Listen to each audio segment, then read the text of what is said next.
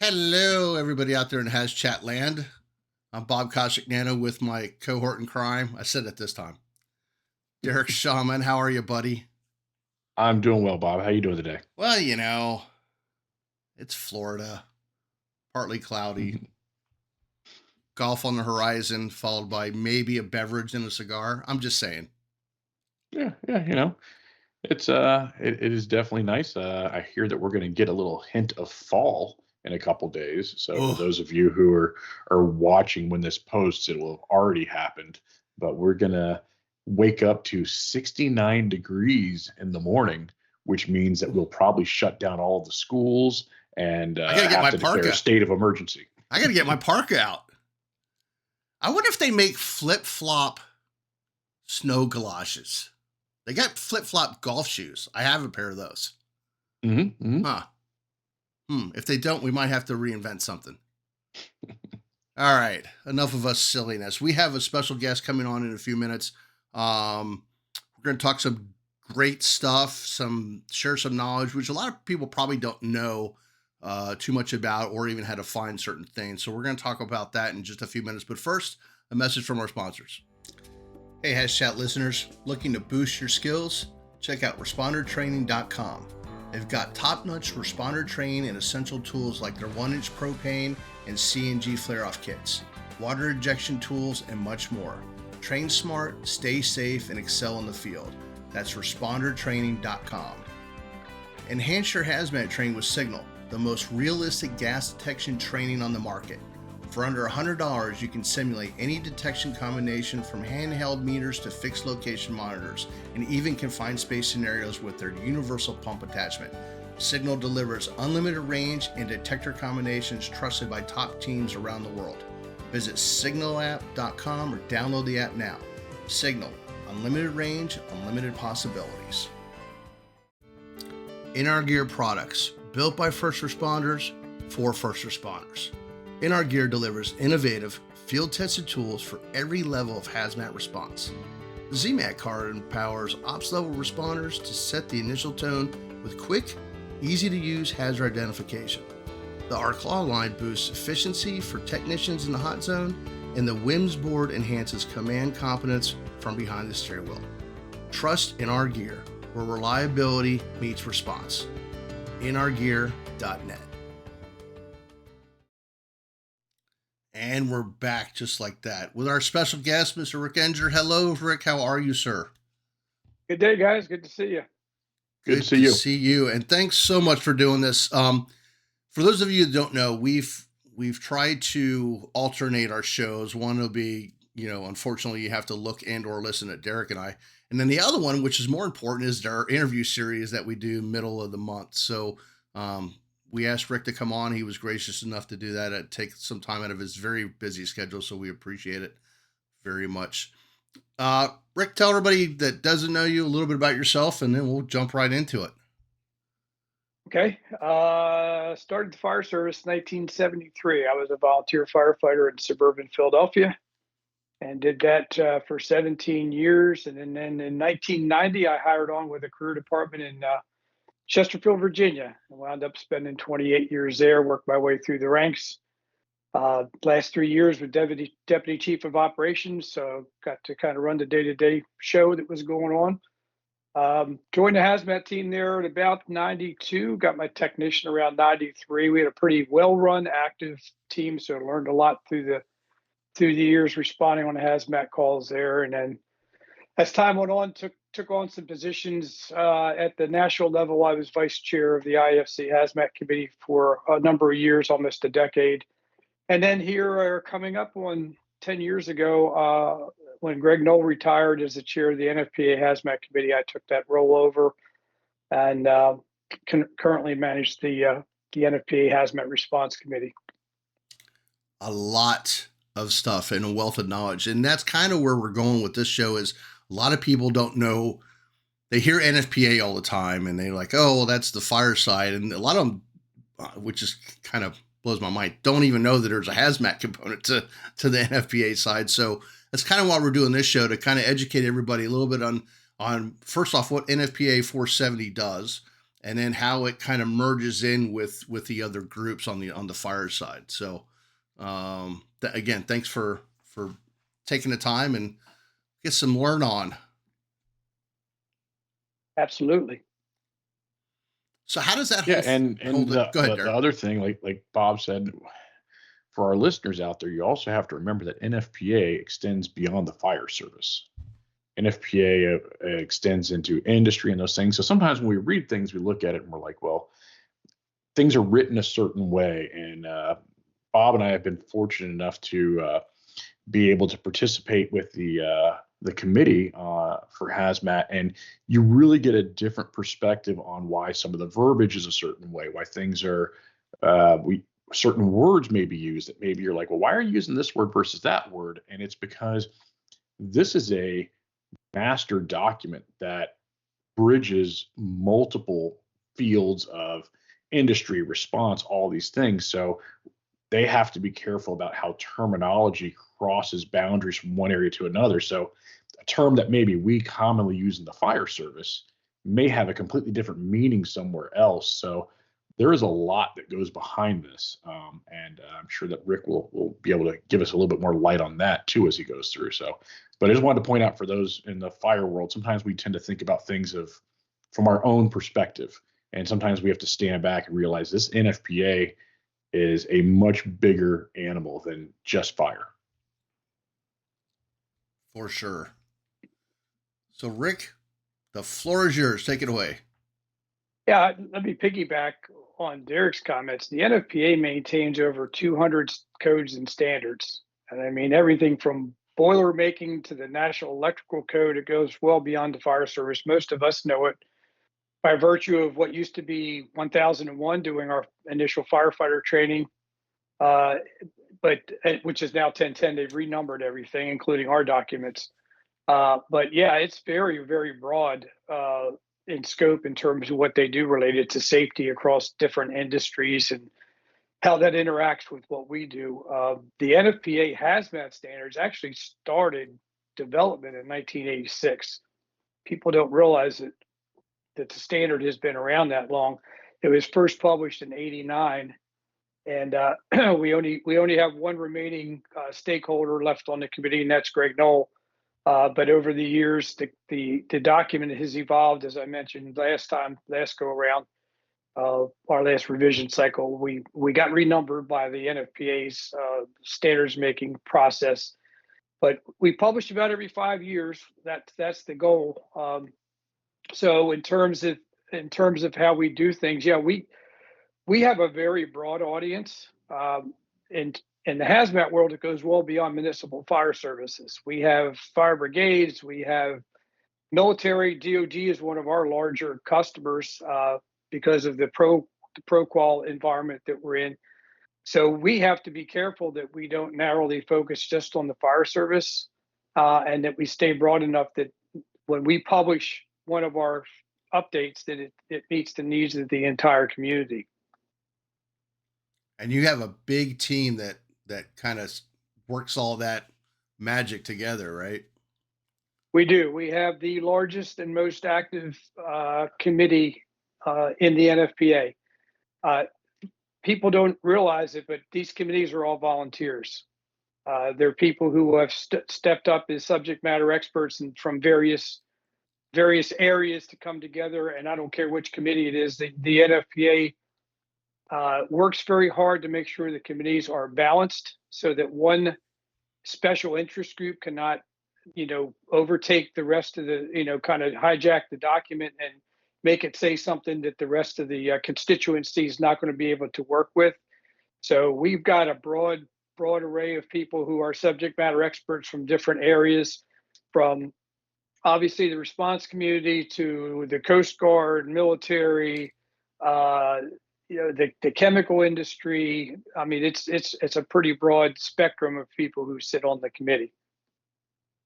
Yeah, and that diversity, I think, is something that a lot of firefighters on the outside looking in don't really understand and appreciate. It's easy to think sometimes when you see something that you don't agree with. This is being driven by this group, or this group is in control of this, and it is a consensus.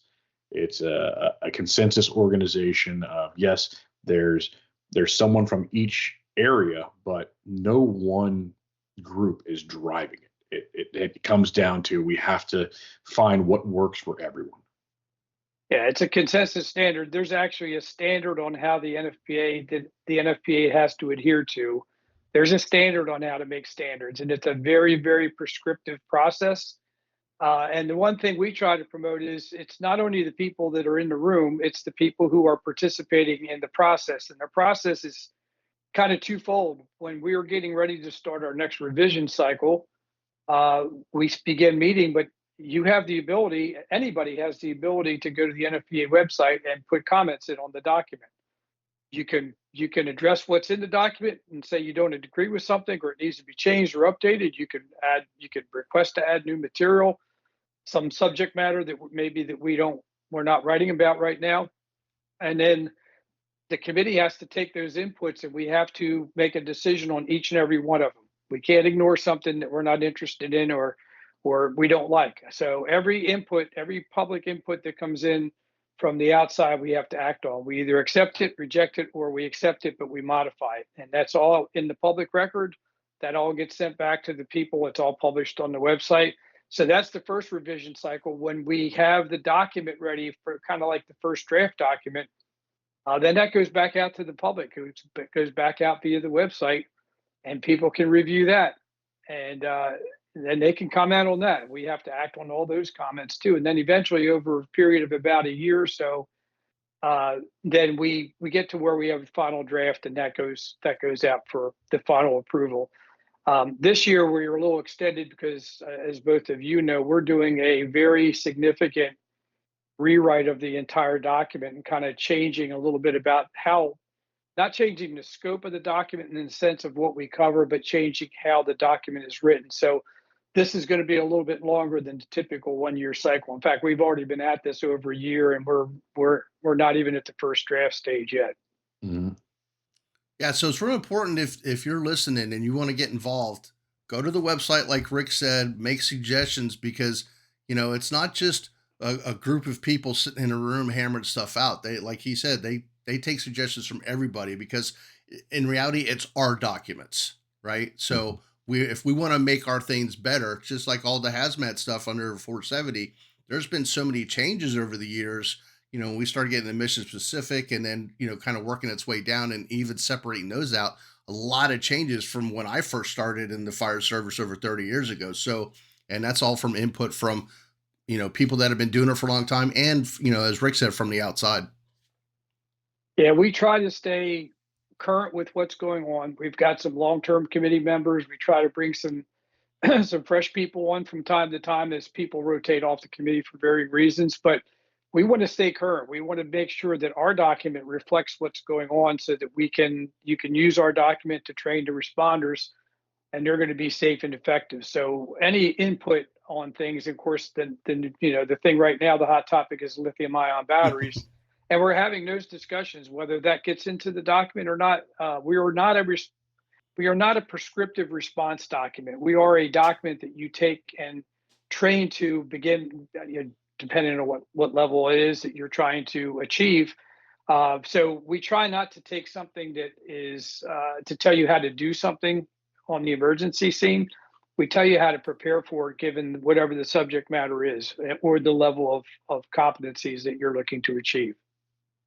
Yeah, I mean, it's a guide for your training and for your assessment of, are we where we need to be? Are we meeting the standards that we need to have? And that's the big thing, I think, when I would teach standards and regulations, is explain to people the difference between regulations and standards. And that standard is basically, like we said, it's a consensus of, this is how things overall should occur.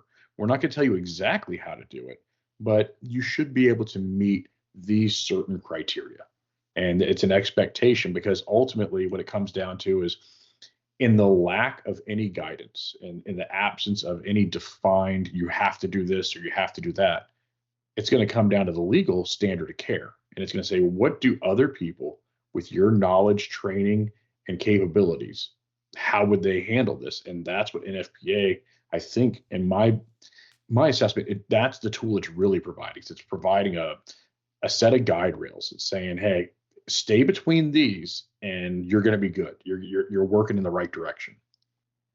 Yeah, we are a voluntary consensus standard, meaning that you don't have to follow the NFPA standard. You don't have to do it for 1010 or 1021 or any of the other standards.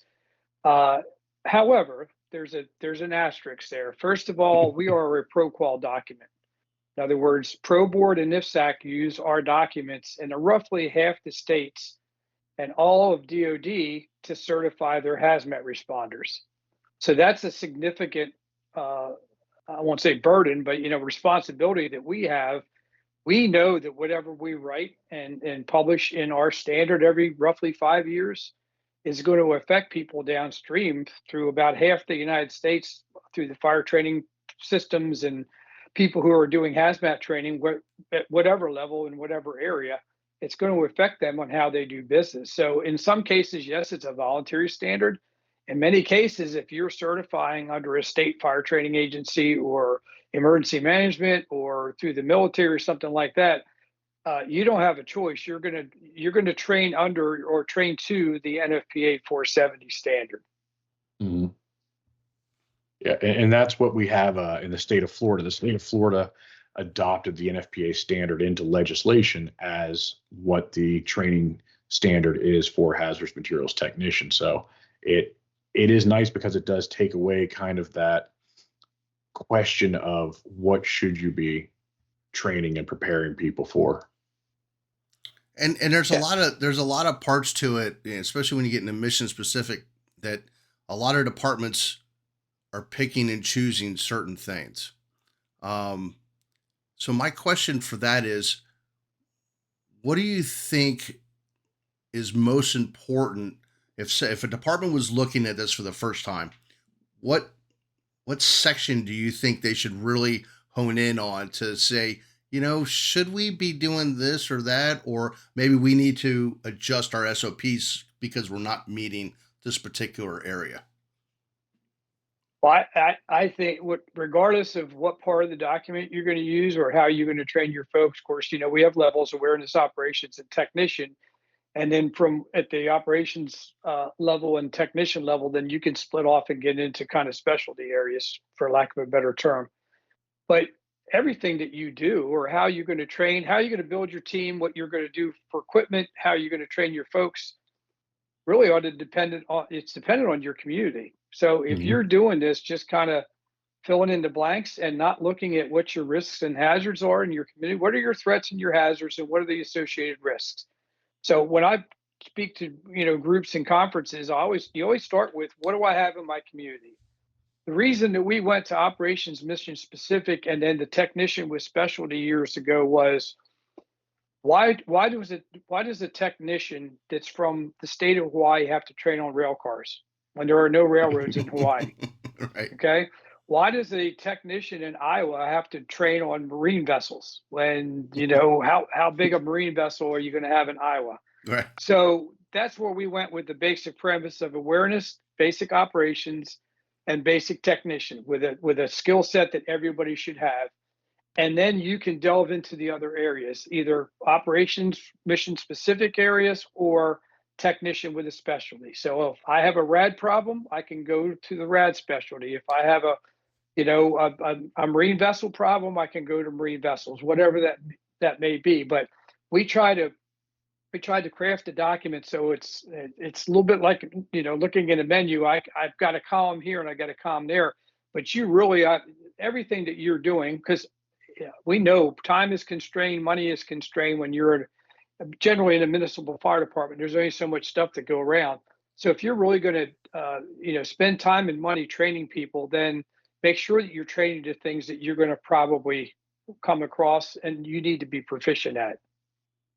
Yep. Yeah. Well, and that's the thing that when you look at the NFPA documents, is they are a flexible framework. They can accommodate you, which is exactly what it should be, because like you said, my community is different than someone else's community, and the hazards that we have, those you should be meeting your community's needs, not meeting a generic, everyone has to do all of this. And then maybe you're completely missing something Right. that is very specific. I mean, I don't have a nuclear power plant in my response area, but maybe I want to know a little bit more about radiation if I did have that. And maybe I had stuff being shipped through that was more pertinent to that. But it definitely the more I've got involved in the process and hearing when people talked. First, I was a little confused in those first meetings listening. I sat back and was just kind of like, let me hear what's going on. And then I was like, okay, now I hear what's going on. There's a physician in here talking about medical aspects of hazmat. There are engineers in here talking about systems and all the. I'm like, okay, now I get where this is. It has to be able to expand and contract based off of the needs, and there's some deviations there, and that kind of comes into a question. I don't know if I don't want to get you into a rabbit hole on it, but one of the things that's also been talked about is the OSHA standard, and how with those things you said with NFPA, it's been around since the 80s. Well, the OSHA standard's been around for quite a while too, and I believe that there's we're getting to that point that there's some consensus and a little bit more alignment between the two to try to bring them on the same page or in the same general area. Well, the OSHA standard has not. First of all, if you talk to Greg Knoll, the OSHA standard actually was based on the first draft of the NFPA standard, not the other way around. Okay. A lot of people thought the OSHA standard came first, but in the late 80s, when the first group was starting to draft the NFPA standard, they were sharing that document with OSHA. And the levels of training, the awareness, operations, and technician level came from the NFPA draft document. And the difference between the two is, well, there's a lot of differences. First of all, the OSHA regulation has not been updated basically since then. Nothing has, it takes years to rewrite those things if they're even going to entertain that. And the OSHA 1910-120 is written largely for industry, but subsection Q applies to emergency responders. So you got to be aware of that. It's a regulation, so theoretically it has the force of law behind it. It's somebody, there was a law that was written, and this regulation evolved from that. And yes, the NFPA standards are voluntary, but as you mentioned earlier, a lot of places adopt by reference, meaning that they take the standard as it is written and say, that's what we're following, and we've legally adopted this. That happens at both the state level and the local level. So there is some regulatory force behind the NFPA standard if it's an adopt by reference situation. So the big difference is that we've evolved over the years. Our document has gotten much larger and much more detailed, whereas the OSHA standard POB is kind of static. And there's a lot of interpretation there, where our document is relatively easy to understand once you do that deep dive into it. The other thing that I always tell people when we're talking about this is that the NFPA standard is a voluntary consensus standard. There is nothing that precludes you from, let's say maybe your base is operations level. You're going to be a defensive hazmat team. That's what you're going to do. But there's one area in particular at the technician level that you want to train and be proficient at. There's nothing in the NFPA world that precludes you from doing that. The only thing you got to be aware of is you're taking on liability.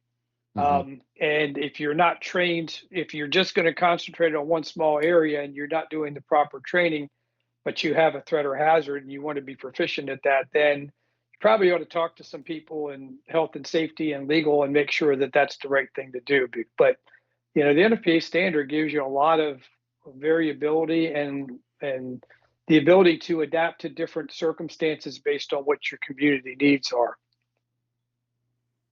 Excellent. And that's exactly what I think everybody needed to hear, is that, you can go in there and look at it and go, okay, this is within our wheelhouse, so to speak. And that's where we're going to stop. So, because I think there was a little bit of confusion with some people and some departments that maybe they don't they're not big enough for a hazmat team. And what I mean by big enough, they don't have the either the infrastructure, the funding, or what have you, or they simply just don't have the need for it based on their location. But they have some small stuff like, natural gas line rupture they might have to deal with, or fuel spills, or that kind of thing. And so that kind of helps guide them a little bit, into the direction they need.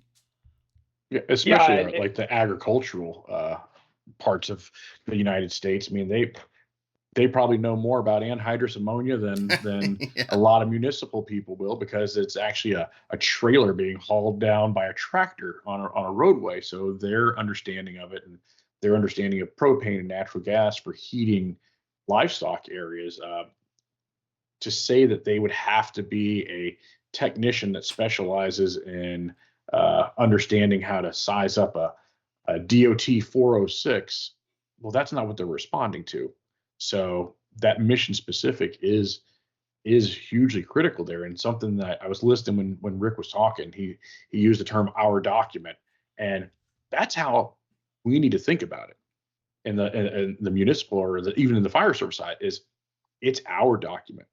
It's the one thing that we truly have direct influence on, because of the open time for public comment and suggestion, versus I've never heard, and I'm sure it may exist out there. There's opportunities to comment on anything.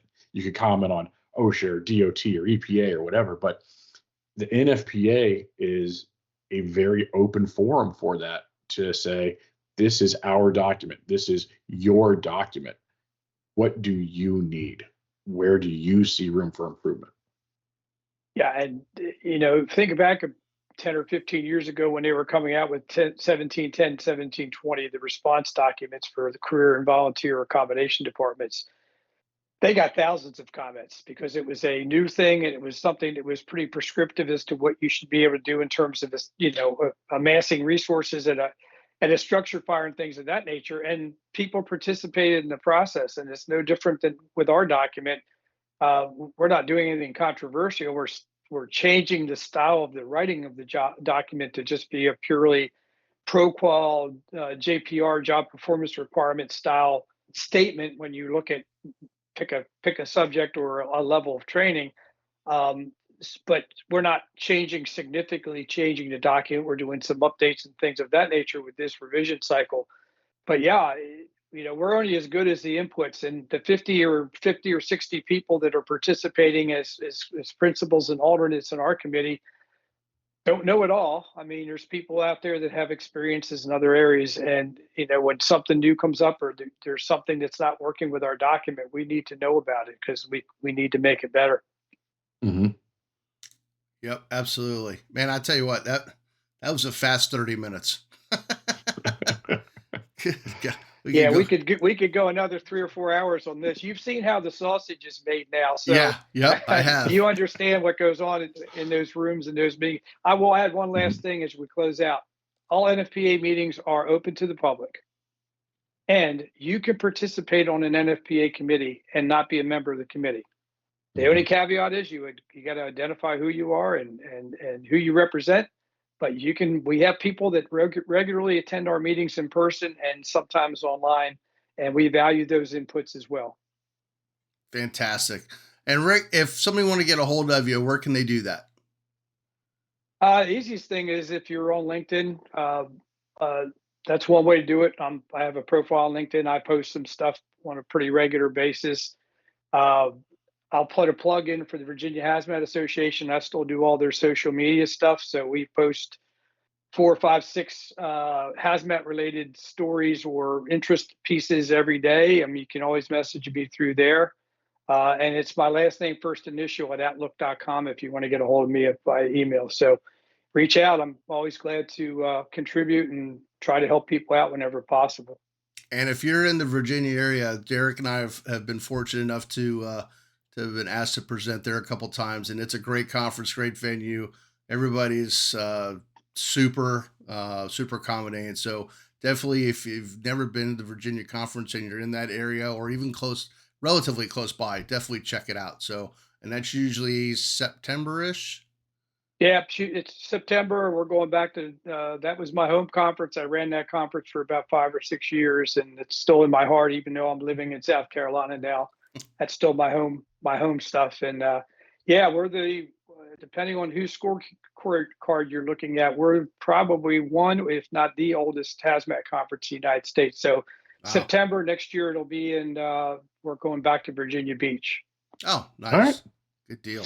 Yeah, and the program we went, it was great, and the hospitality, you guys did a great job up there. So Yep. that was I enjoyed that, and I look forward to hopefully being up there for Virginia Beach. Yep. Love to have you back. Definitely. Definitely. Good times. Well, thank you again, Rick, very much. But before we leave, we just want to remind everybody some social media sites. Obviously, our YouTube channel. Don't forget to like and subscribe. We are also on all the platforms now, Facebook, what have you. And hopefully coming out in the next few weeks, have a book, Hazards and Hindsights, Reflections on Risks and Readiness. The final draft was just looked at the other day, so it should be available shortly. And then finally, some social media sites. As I mentioned before, the ones for Hazmat 101 consultants, also the Hazmat Guys Roundtable, first Tuesday of every month, 8 p.m. Eastern, live. Myself, Bobby Salvas, and Mike Monaco, and Jeff Scientech do a live show. Come check it out.